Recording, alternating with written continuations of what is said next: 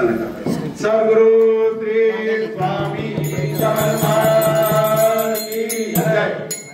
श्री स्वामी समर्थ अनंत कोटी ब्रह्मांड नायक राजाधिराज योगराज परब्रह्म सद्गुरु श्री स्वामी समर्थ यांची कृपा ही प्रत्येक भक्तावर आहे।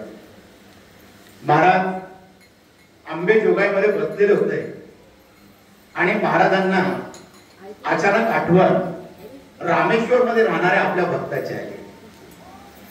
महाराज रामेश्वरच्या दिशेने निघालेले होते आणि या रामेश्वर जवळ एक तीर्थक्षेत्र आहे, कोटिकुंड नावाचे एक तीर्थक्षेत्र आहे। त्या ठिकाणी स्वामी महाराज पोहोचले होते। सकाळची वेळ होती, सूर्याची अशी सुंदर कवळी किरणे त्या तळ्याजवळ पडलेली होती, तीर्थक्षेत्रावर पडलेली होती। महाराजांनी विचार केला इथं स्नान करावं आणि रामेश्वरला जावं। महाराज त्या कुंडाजवळ आले आणि तेवढ्यात ब्राह्मणांनी अडवलं, महाराज इथं दक्षिणा द्यावी लागते मग तुम्ही कुंडाजवळ जावं। महाराज असे मंद असले आणि एवढंच बोलले, ज्या ठिकाणी पैसा लागत असत तिथं आम्ही जात नाही। महाराजांनी पाठ फिरवली आणि महाराज तिथून मुक्त झाले। हे सर्व दृश्य तिथले ब्राह्मण बघत होते की एक योगी पुरुष त्या ठिकाणी आलेला आहे, त्या तीर्थस्थानावर स्नान करायला सांगतोय। त्या ठिकाणी दक्षिणा मागितली आणि त्यांनी पाठ फिरवली आणि त्याच वेळात त्या तळ्यामध्ये दुर्गंध वाढू लागला आणि किडे निघू लागले। ब्राह्मण आजूबाजूला बघू लागले, दुर्गंध कुठून येतोय, किडे कुठून येत आहे। त्यांचं लक्ष आपल्या त्या कुंडाकडे गेलं आणि तिथून तो दुर्गंध पसरू लागला आणि असंख्य किडे त्या तलावामधून निघू लागले आणि सर्व तीर्थक्षेत्रावर आल्यानं सर्व भाविकांना त्रास देऊ लागले। तिथं आता कोणीच थांबत नव्हतं, दुर्गंध आता अति वाढू लागलेला होता। हे असं का झालं प्रत्येकाच्या लक्षात येत नव्हतं। त्यामध्ये एका ब्राह्मणाचं लक्ष योगी पुरुषांकडे गेलेलं होतं। तो त्यांच्या जवळ आला, अरे तुमच्याकडे साक्षात योगी पुरुष आले होते आणि तुम्ही त्यांच्याकडे दक्षिणा मागता। त्यांनी आपली चूक लक्षात आणली, आता काय करावं। आता त्या कुंडामध्ये दुर्गंध इतका वाढलेला होता का कोणी तिथं आता थांबतच नव्हतं। सर्वजण तिथून जाऊ लागले होते। रोज येणारे पैसे बी आता बंद झाले होते। ते तिथून निघाले आणि शंकराचार्याकडे गेले। झालेली चूक शंकराचार्यांना सांगितली।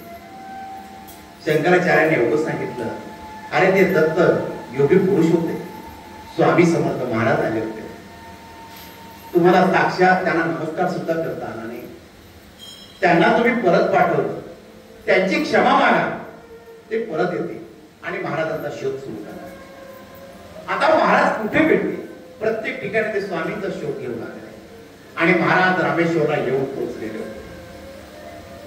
महाराज एका वडाच्या झाडाखाली ध्यानस्थ बसलेले होते। महाराज ध्यानस्थ बसलेले असताना एक अन्नछत्र त्या रामेश्वरला चालू होतं आणि त्या अन्नछत्रातला एक पुजारी रोज स्वामींना बघत असे की हे योगी पुरुष इथं बसलेले, ना पोटामध्ये एक अन्नाचा कण घेताय ना पाणी पिताय। आज 5 ते 6 दिवस झालेले ते ध्यानामध्ये बसलेले। म्हणून त्याला स्वामींची दया आली आणि तो स्वामी जवळ गेला आणि स्वामींपुढे हात जोडून उभा राहिला, महाराज क्षमा असावी, आपलं ध्यान चालू आहे। मी एक लाचार या अन्नछत्रात असतो, पण तुम्ही रोज इथं बसलेलं बघतोय महाराज, तुम्हाला काहीतरी नैवेद्य द्यावा अशी माझी मनापासून इच्छा आहे स्वामी महाराज। स्वामी ध्यानामध्ये असल्यावर स्वामींनी फक्त आपली मान हलवली आणि त्या अन्नछत्रामध्ये असलेल्या त्या महाराजांनी स्वामींना नैवेद्य दिला। महाराजांनी तो नैवेद्य घेतला आणि एक घास स्वामी महाराज खात होते आणि त्याच्याकडे सारखे बघत होते। महाराजांचं मन त्या नैवेद्यामध्ये तृप्त झाले। हा ब्रह्मांड नायक आहे, त्याला जर तुम्ही काही द्याल ना त्याची तो नक्की परत फेड करेल। आपले सुद्धा ब्रह्मांड नायक इथं बसलेले, आपल्या सुद्धा आयुष्यात महाराजांना नैवेद्य देण्याचा क्षण आपल्या आयुष्यात येत असतो। आपल्या मठामध्ये नैवेद्याच्या पाळ्या लावल्या गेलेल्या आहेत, महाराजांना नैवेद्य येतो, पण काही वार असं होऊन जातं महिलांना अडचणी येतात आणि त्या दिवशी महाराज उपाशी राहतात। ही सर्वात मोठी खंत आहे। काही साक्षात अक्कलकोटचे स्वामी महाराज आपल्या मठामध्ये प्रगट झालेले आणि कधी कधी ते उपाशी राहतात, मग फोन करावा लागतो. तर याच्यासारखी खंत कोणती नाही. तर महिलांना एक विनंती आहे की ज्यांची बी इच्छा अजून होत असं का आम्हाला नैवेद्य द्यायचं आहे, तर त्यांनी अजून बी आपलं नाव मठामध्ये दिलं आणि आपल्या घरचा एक नैवेद्य स्वामींना दिला, तर स्वामींचं पोट होत बरे. आणि महाराज एकदा तृप्त झाले ना, ते सदैव तुमच्या पाठीशी उभे राहतील. तुम्हाला कधीच काही कमी पडणार नाही.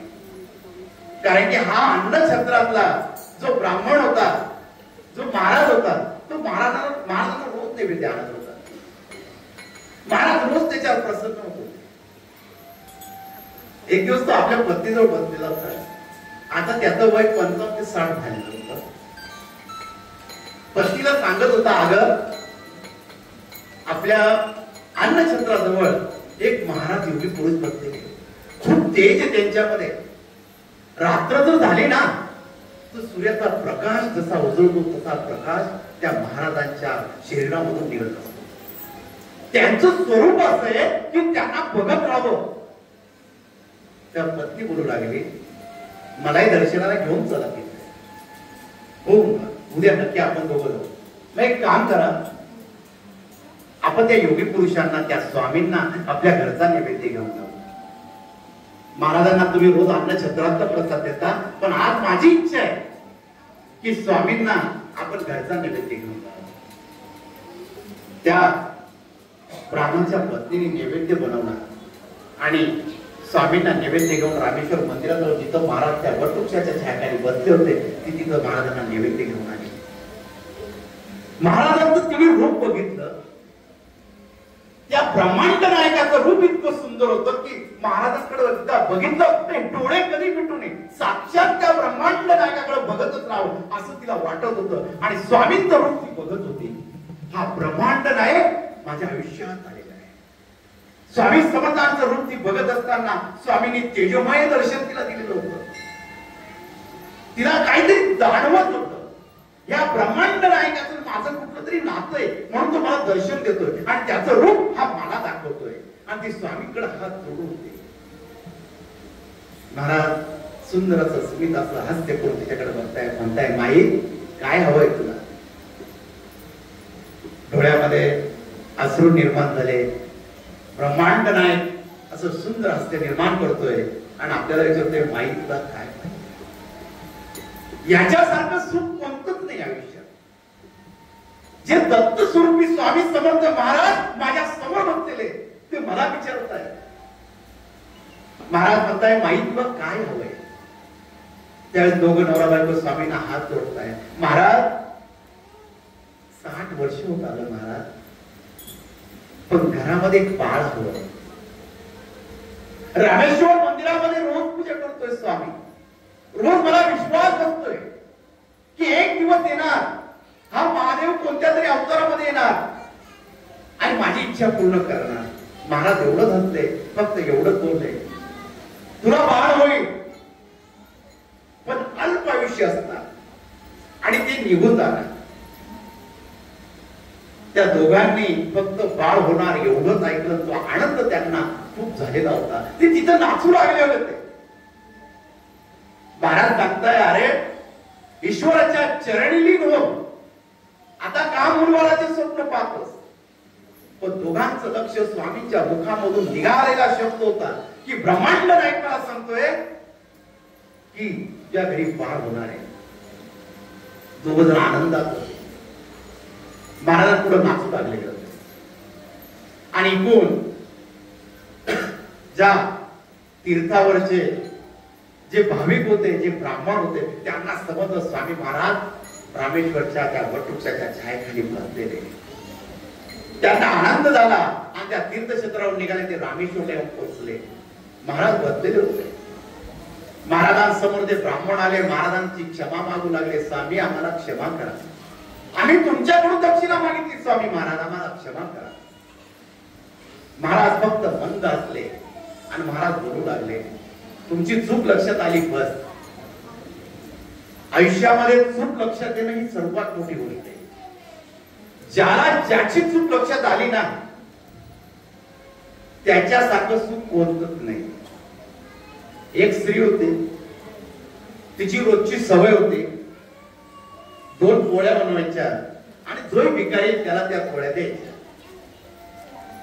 त्या पोळ्या बनवल्यावर ती खिडकीमध्ये ठेवून द्यायची आणि गावामध्ये जर कोणी भिकारी असतं तर त्या पोळ्या घेऊन जायचं. पण तिच्या आयुष्यामध्ये एक असं दुःख होतं, तिचा 10 ते 12 वर्षाचा मुलगा घर सोडून गेलेला होता. ती कायम चिंतेमध्ये असायची, माझा मुलगा कधी घरी येईल, म्हणून ती रोज देवाजवळ प्रार्थना करायची आणि त्याच्या नावाने त्या पोळ्याच्या भिकाऱ्याला रोज देत राहायची. आणि त्या गावामध्ये एक भिकारी आला, त्या भिकाऱ्याला त्या 2 पोळी दिसल्या आणि तो भिकारी एवढंच बोलू लागला, जे वाईट असेल ते आपल्याजवळ ठेवा आणि जे चांगलं असेल ते फिरून आपल्याजवळ येईल. हा त्याचा मंत्र सुरू होता.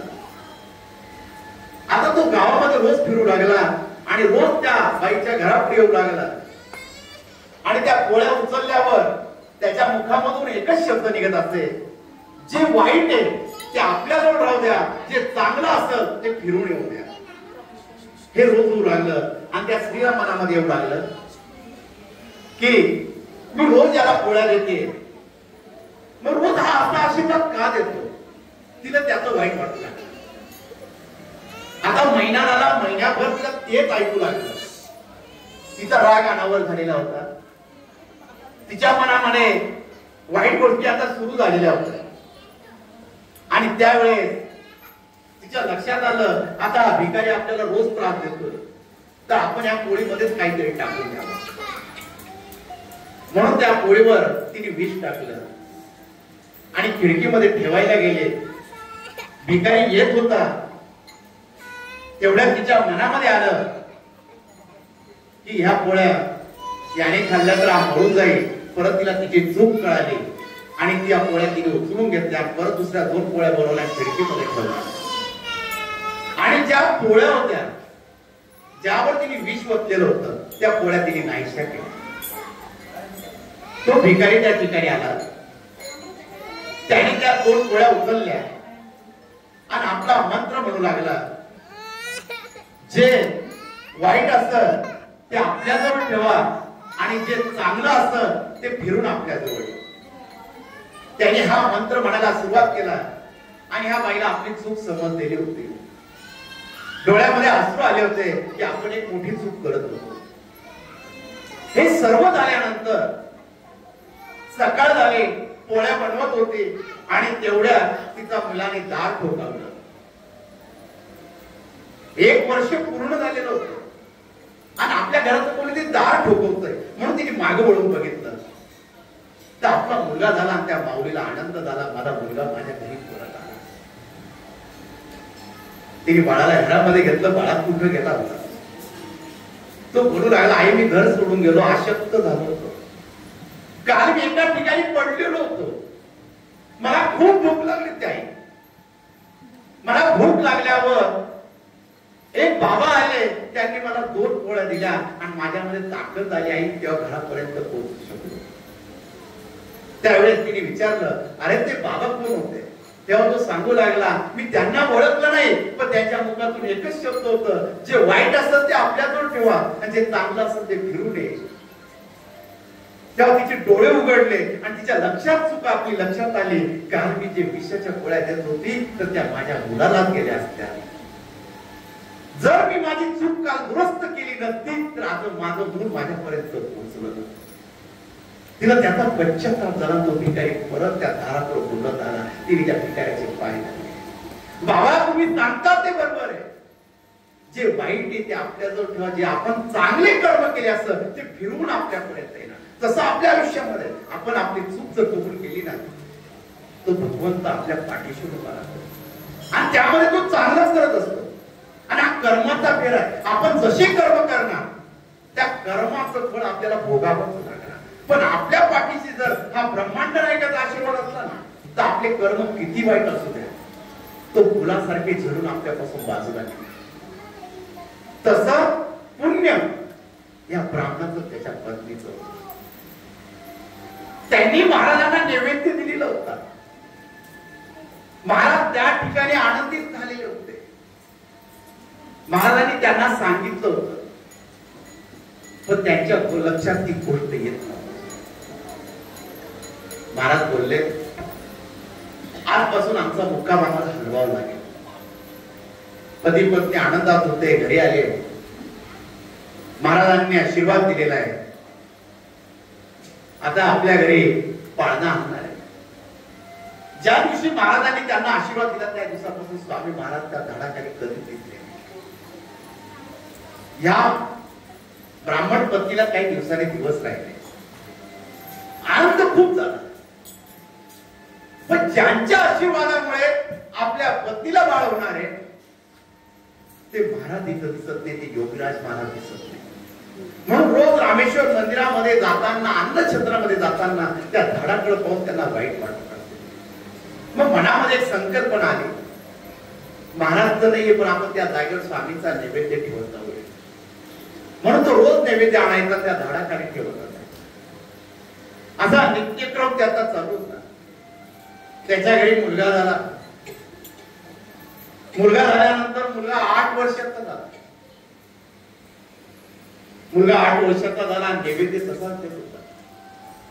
पण तो नैवेद्य तिथं ठेवल्यावर तो नैवेद्य कुठे जातो त्याचं लक्ष दुसऱ्या ब्राह्मणाचं तिथं होतं.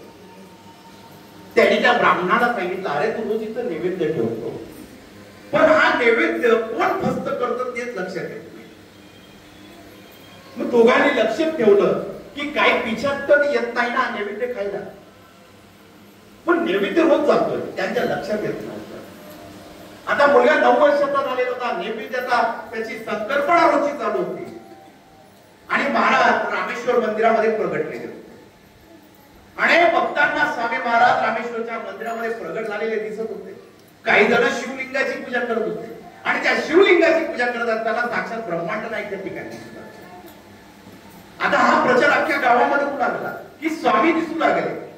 कोणी म्हणतं मला स्वामी ह्या ठिकाणी दिसले, कोणी म्हणतं मला स्वामी मंदिरात दिसले, कोणी म्हणतं मला स्वामी अन्नछत्रात दिसले. सगळीकडे चर्चा सुरू झाली आणि ही चर्चा या ब्राह्मणाच्या कानावर आली. त्याला एकाने सांगितलं, स्वामी महाराज मला दिसले. काय म्हणतो, स्वामी आले कुठे? त्याने आपल्या मुलाला बोलवलं. मुलगा खेळत होता, मुलाचा हात पकडला. अरे स्वामी आले, मी नाही येणार, मला खेळायचंय. अरे ज्या स्वामींमुळे तुझा जन्म झाला त्या स्वामींचं दर्शन घेत नाही. बाबा मी येणार नाही त्या यादी राजा पुढे. बापाने बळजबरी हात जोडून त्या मुलाला दिला. स्वामी महाराज रामेश्वर मंदिरामध्ये बसलेले होते. अनेक भक्तगण स्वामींचं दर्शन घेत होते आणि प्रत्येक जण स्वामींचं नामस्मरण त्या ठिकाणी गात होते. हा ब्राह्मण स्वामी समोर येतोय आणि स्वामींना बघून भारावून जातोय. महाराज कुठे गेला? 9 वर्षापासून स्वामी महाराज तुमचा शोध घेत होतो. आज 9 वर्ष पूर्ण झाले, स्वामी महाराज तुम्ही प्रगट झाले आणि महाराजांपुढे हात जोडतोय. महाराज काहीच बोलती नाही. आणि तेव्हा स्वामी महाराज म्हणतात, अरे तुझं बाळ कुठे? आम्हाला त्याला बघायचंय. हो महाराज तो आलेला आहे, मी त्याला आणलेलं आहे. तो आपल्या मुलाला बघू लागला. मुलगा एका त्या खांबाच्या मागे लपलेला आणि बापाने बघितलं आपला मुलगा खांबाच्या मागे लपलेला आहे. तो महाराजांकडे बघून घाबरून राहिला आणि थरथर कापू राहिला त्या ठिकाणी. आणि त्याने मुलाला ओढलं, अरे चाल बाबा, मला नका बोलू, मी त्या योगी राजांसमोर येणार नाही स्वामी महाराज. मुलगा जोर जोरात बोलत होता. बापाने बळजबरी मुलाला ओढलं आणि स्वामींजवळ आणून ठेवलं. महाराजांच्या चरणी त्याला अर्पण केलं आणि त्याच वेळामध्ये ते दिपाळ शरीर होऊ लागलं. विद्रुपाचं शरीर दिसू लागलं. त्या गाभाऱ्यामध्ये जेवढे लोक असतील त्या रामेश्वराच्या मंदिरामध्ये सर्वजण त्या ठिकाणी घाबरले. अरे या ब्राह्मणाचं मुलं असं कसं होऊ लागलं त्या ठिकाणी? सर्वजण घाबरले असताना ब्राह्मण घाबरला. त्याची पत्नी आली, तिला समजलं की आपल्या बाळाची अवस्था वेगळी झालेली. दोघं रडू लागले होते. ते दिपाळ झालेलं बाळ स्वामींना हात जोडतोय. योगीराजा, यतीराजा, मला क्षमा करा, मला याच्यातून मुक्त करा स्वामी महाराज, मला मुक्त करा. महाराज त्याच्या डोक्यावर हात ठेवतात, त्यावेळेस ते मुक्त होतो. तो आपला जीव सोडतो त्या ठिकाणी. ब्राह्मणाला कळून चुकलं असतं हे आपलं बाळ आता आपल्याला सोडून गेलं. दोघं जण तिथं रडून आले. महाराजांना दया करताय, महाराज आमच्या बाळाला जिवंत करा स्वामी महाराज, अशी सदा देऊ नका स्वामी महाराज. आता त्या माऊलीने एकांत मांडलेला होता. स्वामी पुढे हात जोडत होती, स्वामी माझ्या बाळाची अशी अवस्था काय? महाराज सांगताय, अरे आम्ही तुम्हाला बोललो होतो बाळ होणार आणि निघून जाणार, अल्प आयुष्य असणार, पण तुम्ही आमचं ऐकलं नाही. मी तुला बोललो ईश्वराच्या चरणाची भक्ती कर, काय मुलं बाळ होऊ देतो, पण तू माझं ऐकलं नाही. पण दोघांचा मोह मुलामध्ये अडकलेला, दोघं रडू लागले होते. स्वामींचे चरण दोघं नवरा बायकोनी घट्ट पकडले. स्वामी आमचं बाळ द्या, आम्हाला काही नको स्वामी महाराज, फक्त आमचं बाळ आम्हाला द्या. महाराजांना दोघांची दया आली. स्वामींनी भस्म घेतला आणि जे 11 विकाळ शेळीत पडलं होतं त्याच्या मस्तकी ते भस्म स्वामी महाराजांनी लावलं. दोघं जण त्या ठिकाणी रडत होते, एकांत मांडलेला होता. सर्व गाभाऱ्यातले लोक आता रडत होते, या ब्राह्मणाचं बाळ याला सोडून गेले. त्याची अवस्था इतकी वाईट झालेली, हे शरीर उचलणार कोण? प्रत्येकाच्या मनामध्ये विचार येत होता. आणि ही माई त्या बाळाला उचलत होती. ते विकराळ शरीर असताना सुद्धा मनामध्ये एक भाव होता की हे माझं बाळ आहे, ती माऊली होती. दोघं रडत असताना स्वामींनी भस्म घेतला, त्याच्या कपाळी होता आणि ब्राह्मणाला सांगितलं, अरे आवाज दे तुझ्या मुलाला, बघतोस काय? ब्राह्मण महाराज पुढे हात जोडतोय, त्या हाताने महाराजांपुढे हात जोडतोय, बघतोय, डोळ्यामध्ये अश्रू आहे. आपलं बाळ तिथं पडलेलं आहे, 9 वर्षाचा मूल सोडून गेलेलं आहे आणि महाराज आदेश देत आहे, आवाज दे कानामध्ये. डोळ्यामधून अश्रू पडत आहे. थरथरल्या हाताने त्या बाळाजवळ जातोय आणि त्याची मान उचलतोय आणि जोऱ्यात हुंबरडा सोडतोय, अरे बाळा उठ. महाराज म्हणता, अरे किती उठ म्हणतो, जरा जोऱ्याने बोलो. तो म्हातारा बाप त्या बाळाला आपल्या मांडीवर ठेवतो, त्याच्या कानामध्ये परत आवाज देतोय, अरे उठ ना बाळा उठ, तुला बाप तुला बोलो. आणि त्या ठिकाणी तो हुंबरडा सोडतोय जोर. आणि ही सर्व अवस्था त्याची बायको पाहती, त्या मुलाची आई पाहती आणि त्या क्षणामध्ये त्याचे डोळे उघडत आहे आणि तो आपल्या बापाकडे पाहतो. बाळाचा भस्म बाळाच्या हातावरून खाली पडतोय आणि ते बाळ पूर्वी सारखं जसंच्या तसं होतोय आणि तो पटकन आपल्या आईला विलपतोय, आई मी आलो, आणि आईला विलपतोय. त्या आई त्या बाळाच्या पाठीवर हात फिरवते, माझं बाळ मला भेटलं, माझं बाळ परत आलं, माझं बाळ परत आलं. आणि सर्वांना सांगते, स्वामी महाराजांनी माझं बाळ मला परत दिलं, माझ्या स्वामींनी मला बाळ परत दिलं. तो म्हातारा ब्राह्मण थरथरल्या हाताने स्वामींकडे बघतोय. महाराज खूप कृपा केली स्वामी महाराज आमच्यावर. महाराज सांगतात, अरे आम्ही नसताना तू आमची काळजी करायचा, आम्ही नव्हतो. ते पिताचे रोज तो नैवेद्य खायचा, पण तुझ्या मनामध्ये भाव होता की माझा स्वामी समर्थ महाराज माझा नैवेद्य घेताय. तुला अनेक ब्राह्मणांनी सांगितलं की पिताचे तुझा नैवेद्य खातोय, पण तुझा भाव हा माझ्या चरणी होता. जरी तो पिताचे तो नैवेद्य खात होता, पण तुझा भाव आम्हाला मिळत होता, आमचं पोट भरत होतं. आम्ही ते तृप्तीने हात मिळत होतो आमच्या पोटावर, तृप्त झालो होतो आम्ही. म्हणून आम्हाला तुझ्यासाठी यावं लागलं होतं. हा पिशाच जो होता त्याचं आयुष्य आता संपलेलं होतं, त्याला मुक्त करायचं होतं. तुझं बाळ आम्हाला तुला परत द्यायचं होतं, कारण की तुम्ही केलेला नैवेद्य आमच्यापर्यंत पोहोचतो. ब्राह्मण आणि त्याची पती स्वामींकडे बसत आहे आणि तेव्हा ती स्वामींना म्हणते, स्वामी माझ्या हातात घास परत भरवाल ना स्वामी, माझ्या घरी जेवण करणार ना स्वामी. महाराज म्हणता, माई नक्की आम्ही तुझ्या घरी येणार आणि जेवण करणार. आता या बाळाला काही होणार नाही, योग्य वेळेस याला अक्कलपोटी घेऊन ये, आम्ही बोलू त्याच्याशी, त्याला आठवण करून देऊ, तू काळजी करू नको, आम्ही तुझ्या सोबत आहोत. दोघांनी स्वामी पुढे हात जोडले. स्वामींनी एकच आशीर्वाद दिला, ही स्वामी कृपा. स्वामी महाराज